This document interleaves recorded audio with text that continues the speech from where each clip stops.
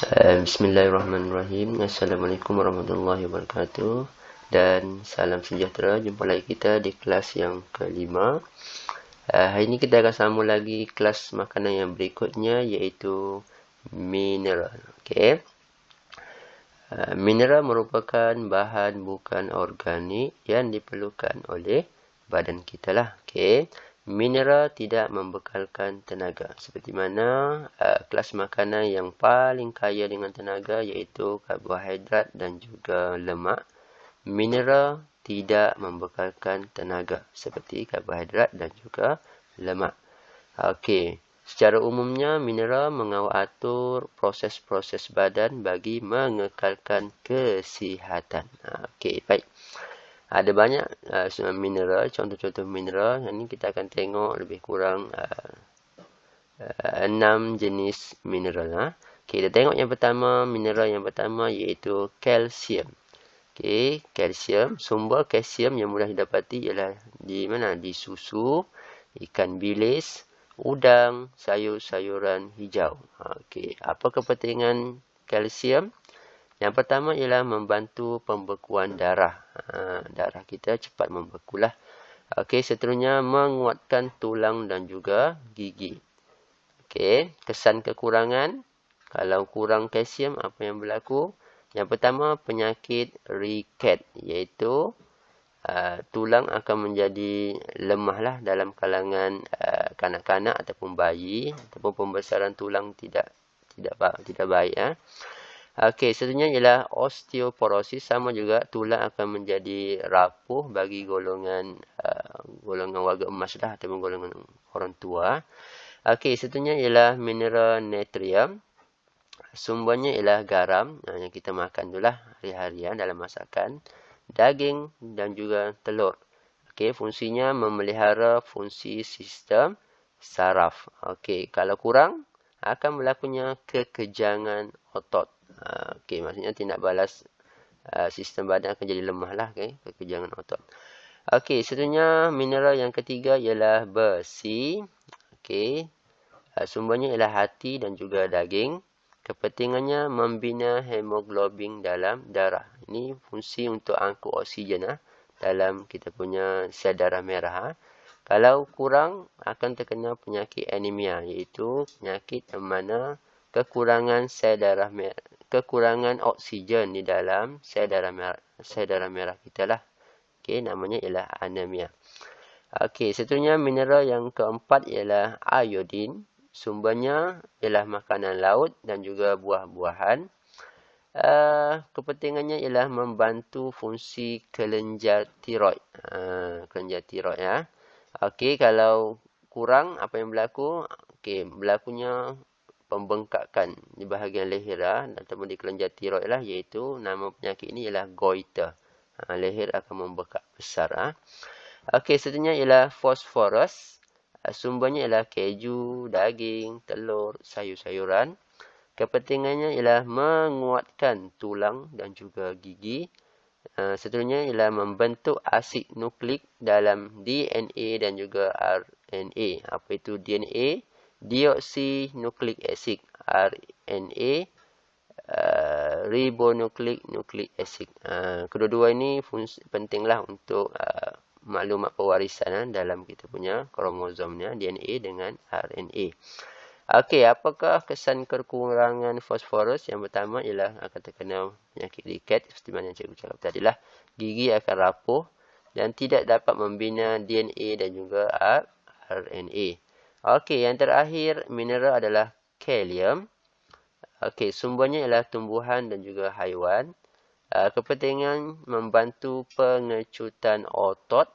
Seterusnya memelihara sistem saraf. Okey, bahaya kesan kekurangannya boleh mengakibatkan lumpuh ataupun kekejangan otot. Okey, di sini ada ni contohlah. Contoh sumber mineral garam. Selalu ibu bapa kita letak dalam masakan kan. Okey, dan juga makanan laut lah kaya dengan mineral. Okey, baik. Seterusnya. Okey, seterusnya ialah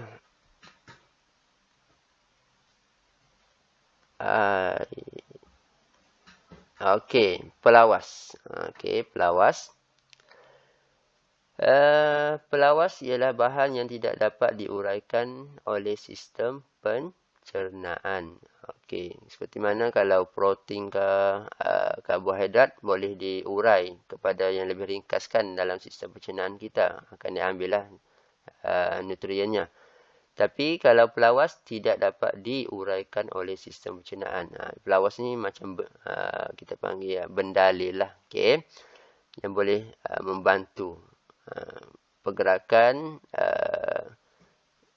pengecutan dan juga pengenduran otot-otot di saluran pencernaan seperti esophagus, usus kecil dan juga usus besar. Nanti cikgu cerita nanti. Okey, pelawas terdiri daripada selulosa yang terdapat di dalam dinding sel tumbuhan. Ingat lagi yang memberi bentuk kepada sel tumbuhan adalah dinding sel kan. Jadi dinding sel itu sebenarnya terdiri daripada selulosa. Okey, baik. Kita tengok fungsi pelawas yang pertama. Fungsinya ialah merangsang periltasis. Apa itu periltasis? Pergerakan yang disebabkan oleh pengecutan dan juga pengenduran otot-otot di salur pencernaan seperti esophagus, usus kecil dan juga usus besar. Okey, contoh salur pemakanan. Bila kita makan akan ada laluan kan pemakanan sebelum masuk ke dalam perut kita kan. Okey, ini contoh. Contoh ini makanan yang kamu makan. Okey. Ini dinding esophagus. Contoh. Esophagus. Okey, salur pemakanan. Jadi makanan ni untuk dia bergerak di dalam salur ini macam tube lah. Okey. Kalau esophagus ini dindingnya ni tidak mengecut ataupun mengembang, makanan ini mungkin akan terlekat kan di salur ini. Jadi fungsi pelawas ini dia merangsang periltasis. Jadi pengecutan dan juga pengembangan ataupun pengenduran otot ini berlaku secara normal dan makanan ini akan ditolaklah sedikit demi sedikit melalui laluan ataupun tube ini. Jadi makanan akan senang turunlah ke bawah dan akan dicernakan. Sama juga dengan usus besar, usus kecil. Sepanjang laluan ini macam tube itu ada makanan lalu kan. Jadi pelawas inilah yang membantu melicinkanlah perjalanan makanan dan sebagainya. Okey, bila dikata merangsang periltasis. Proses pengenduran pengecutan otot itu namanya periltasis. Jadi fungsinya memudahkan pergerakan makanan di sepanjang salur tersebut dan mengelakkan sembelit. Ini kalau di usus besar lah. Usus besar nak buang air besar kan. Kalau kurang pelawas akan berlakunya sembelit sebab mungkin pengenduran atau pengecutan usus besar kita tu tidak berlaku secara normal dan kekurangan air najis kita akan jadi keras lah dan akan mengakibatkan sembelit kan sebab pengendur ni otot tidak berfungsi dengan baik. Maksudnya makanan tersekat-sekat. Okey, baik. Jadi sumber ataupun contoh pelawas ialah inilah, tengok sini ada sayur-sayuran, pijirin, okey, roti gandum yang berserat lah. Okey, buah-buahan, sayur-sayuran dan bijiran kaya dengan contoh kalau biasa kalau orang sembelit digalakkan makan buah pisang kan. Pisang boleh cegah sembelit juga. Jadi tak akan berlaku sembelit lah. Okey, baik. Seterusnya kita tengok air. Okey, kelas makanan yang terakhir iaitu air. Air pun penting juga. Air.